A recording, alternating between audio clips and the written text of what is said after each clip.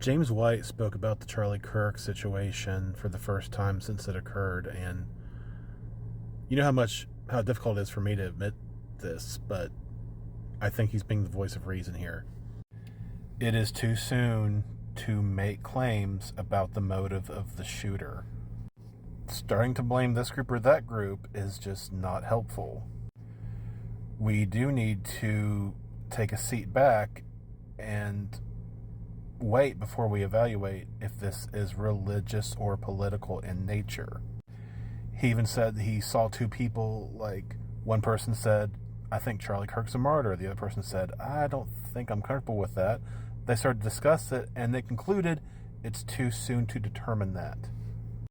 People saying, if you didn't talk about Charlie Kirk in this Sunday, absolutely ridiculous. All that's going to do is damage and hurt churches.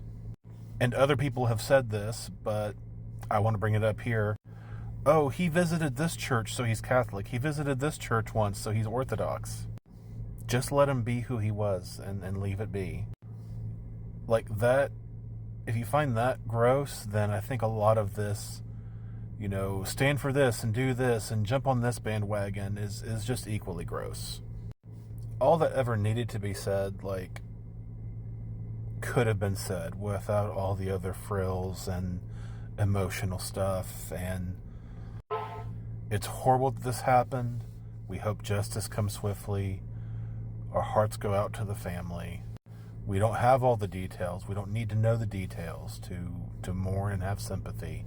It's going to be a while before we have any sort of analysis or deep, mature conversation, or even talk about people trying to fill his shoes, though some have already offered, hey, I could do this. People have already said, this is one more thing, people have already said, well, if you have to say, I didn't agree with everything he said, then you're a coward. James White said that. He's not going to get, accused of something that Charlie Kirk may have said that, well, he celebrated Charlie Kirk or he mourned Charlie Kirk, therefore he's guilty of that too. He's not going to get tagged down by that. And maybe that's why he and I agree. We're both thinking about this apologetically. We both don't need to jump on bandwagons and rile up people.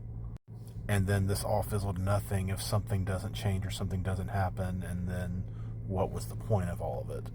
I was going to wait till I finished the last 10 minutes, but I wanted to get all that off my mind while I was still fresh.